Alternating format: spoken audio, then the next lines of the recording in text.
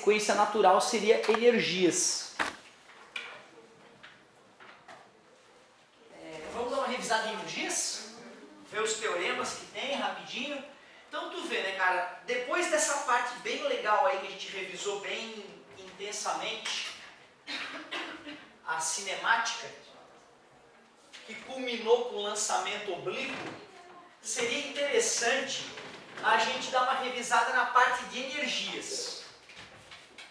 Impossível um vestibular sem energias.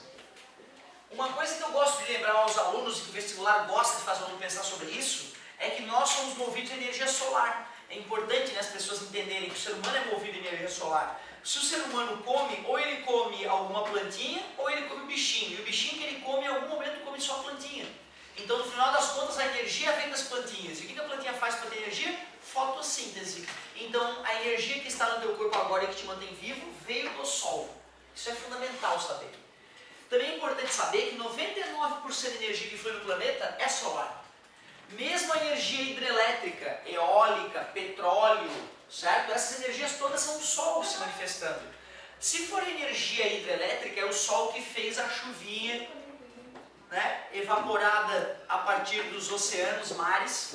Foi o Sol que elevou, então, tirou a água da superfície do mar e levou ela para a parte alta da atmosfera e caiu em forma de nuvem. É a energia solar transformada em energia potencial gravitacional, a energia da altura.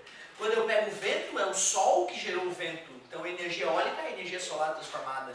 Mesmo quando eu pego o petróleo, que foi formado por florestas e animais pré-históricos, alta temperatura e alta pressão, milhões de anos, até o petróleo, até a gasolina do carro é energia solar transformada, armazenada quimicamente. Então, isso é muito importante o vestibular cobra essa noção. Na parte de mecânica, os cálculos de energia todos começam com a ideia de trabalho de uma força. Trabalho de uma força. Se eu tenho um objeto e vou arrastá-lo com uma certa força, formando um certo ângulo com horizontal, depois de eu ter arrastado esse objeto um certo deslocamento d, é intuitivo, a gente sabe que quanto maior o deslocamento, maior a energia gasta. E nós também sabemos que ao decompor a força F, apenas a parcela Fx é que vai gerar trabalho. A parcela Fy não foi ela que realizou o deslocamento. Portanto, para calcular o trabalho de uma força, é Fx vezes o deslocamento. E como Fx é F vezes cosseno, já que é com o ângulo, fica a fórmula do trabalho.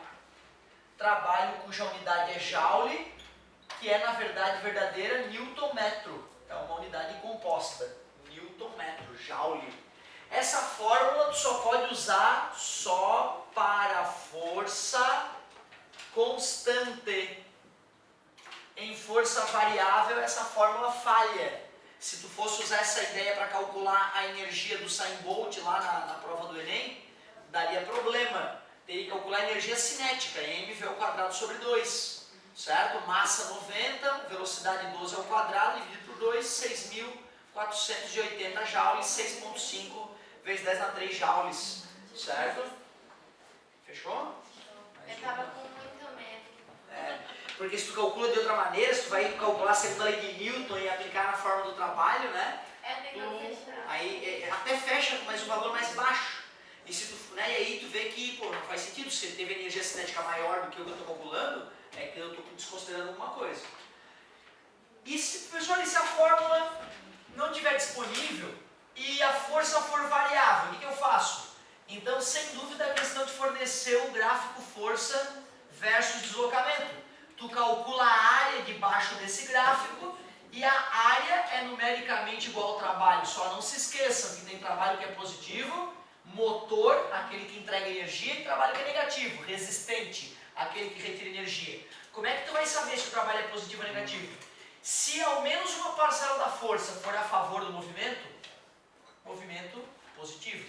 Se ao menos uma parcela da força for contrária ao movimento, trabalho negativo. Trabalho positivo é aquele em que o ângulo entre a força e o deslocamento está entre 0 e 90. Trabalho negativo é aquele em que o ângulo entre a força e o deslocamento está entre 90 e 180.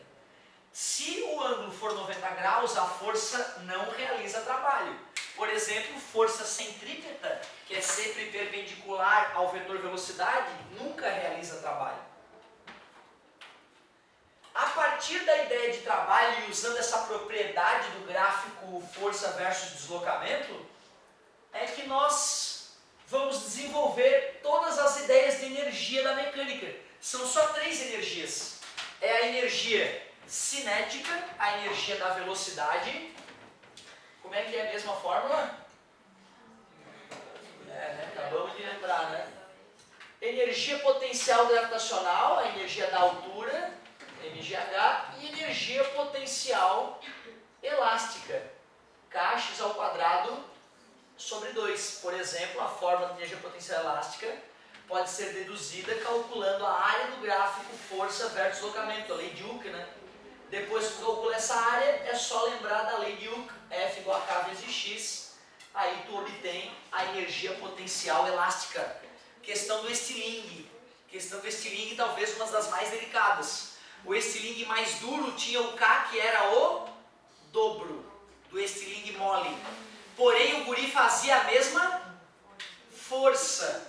Se eu faço a mesma força para um K, que é o dobro, o que vai acontecer com o X? A força é a mesma.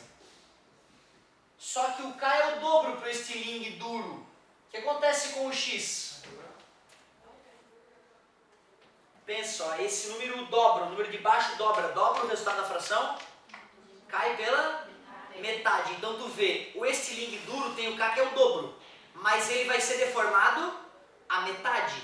Tu aceitas que o quanto o objeto vai ser lançado adiante está relacionado com a energia acumulada no elástico?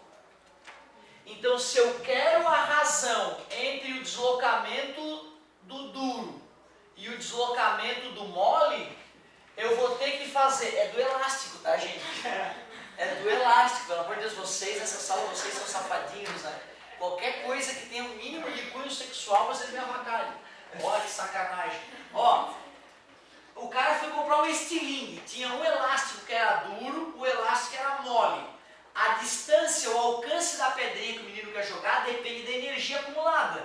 Então vai ser K duro, X duro ao quadrado sobre 2, que divide K mole, X mole ao quadrado sobre 2. Claro que dá para fazer, não precisa fazer a conta, estou fazendo a conta para a gente revisar mesmo a ideia. O que é divisão de fração mesmo? É a primeira? Esse 2 vai acabar cortando com esse 2, né? O K da duro era quantas vezes maior que o do mole? Então 2K mole no lugar do duro, vezes X duro ao quadrado, que divide K mole vezes... Quanto é que foi a deformação do elástico mole comparado com o elástico duro?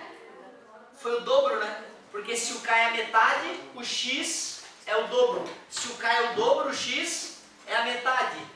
No lugar da deformação do elástico duro, eu posso, mole, aliás, eu posso colocar 2 vezes a deformação do duro. Só que está ao quadrado, cara. E 2 vezes 2? 4, bicho. Dá para acreditar que o cara que é duro vai ter um alcance menor do que o cara que é mole? Corta K com K, corta X duro ao quadrado com X duro ao quadrado, simplificando, 1 sobre 2. A funda mais mole, jogava a pedra com o dobro para o menino que tinha uma força específica. Professor, por que um retardado mental fabrica então estilingue com uma coisa dura? Porque uma hora ele ficou tão forte que ele ia arrebentar o elástico mole, de tanta força que ele ia fazer. Aí vale a pena migrar para a funda dura. Por isso que tem as fundas de criança e a de adulto, certo? Mas não adianta colocar a dura na mão da criança, porque ela não vai conseguir lançar mais longe. Pelo contrário, a física mostra que ela acaba lançando mais perto. Tu vê, eu vou te confessar, cara, que quando eu fiz ontem à noite a prova do Enem, eu não fiz conta nenhuma. Até porque parte das questões eu fiz no aeroporto. Eu não dava de ficar fazendo conta, eu estava ali com o celular. Quando a prova caiu, eu fiquei fazendo. O que eu pensei? Eu pensei justamente através dessa fórmula. O K duro é o dobro, então isso é o dobro, multiplica por 2. Só que F igual a K vezes X, o K sendo o dobro, o X é a metade elevado ao quadrado, dividir por 4. Multiplicar por 2 e dividir por 4 é dividir por 2. Metade. 1 sobre 2. Não precisava fazer a conta, a gente faz a conta mais de frescura mesmo. Não fiquem tristes, porque não é isso que vai fazer a diferença. Das 15 questões, tinham 5 óbvias. Tu não podia ter errado nenhuma dessas 5 mais óbvias. Cara, tinha algumas que eram bem lógicas. Por exemplo, timbre. Eu só não podia errar timbre. Aquela da retina. A da retina, como é que erra a da retina, pô? A da retina. É a da geladeira. A da geladeira. Essa é uma questão clássica. Eu até fico me sentindo mal, porque, cara, se tu assiste aulas minhas de outros anos, eu sempre falo da geladeira. Na aula de estudo dos gases. Eu não lembro de ter citado. Porém, nós sabemos que ao fechar a geladeira, como a temperatura do gás lá dentro diminui, fica com a pressão menor. As moléculas fora batem com mais força do que as moléculas dentro, tem dificuldade de abrir a geladeira. Tá? Então, 3 já clássicas, né, básicas. Timbre, retina e a pressão, né, da geladeira. Certo? Essas 3 não dava para errar. Tem mais 2 ali que a gente vai dizer que, pô, vai dar para matar tranquilo. Agora, tem 5 questões, pelo menos, que já vão ser dúbias. Por exemplo, a questão da miragem, da Fata Morgana. Olha, é refração ou reflexão, digamos. Certo? Só que o reflexão, teoricamente, é o que eu mais tem a reflexão total no final ali para poder explicar por que a parede fica vertical, a parede de água. Mas refração, se aparecer, é uma boa explicação. É aquela que o Enem deixa a galera na... O cara pode colocar refração e vai ter que dizer amém. Ele pode dizer reflexão, porque ocorre reflexão total, né, nesse tipo de miragem. E no enunciado ele fala que a luz chega de direções diferentes. Então, se ele quiser usar difusão, ele fala, mas o enunciado estava dizendo que a luz chegava de várias. Que questão idiota, uma questão altamente dúbia. Todas as correções que eu andei estudando, os caras todos falam a mesma coisa. Putz, dá para responder essas 3. Mas a maioria aposta, como eu aposto, na reflexão, por causa da reflexão total. E deixa a questão top. Porque a maioria vai em refração, porque miragem geralmente tem a ver com a refração da luz nas diferentes camadas, entendeu? Para tornar a questão mega difícil, a ideia é essa, é ir para reflexão. Se tu errou essa também não é um problema, né? O que vai diferenciar são aquelas 5 de nível médio. Por exemplo, aquela para detectar qual era o tipo de protetor solar. Ele dava a faixa do ultravioleta em frequência.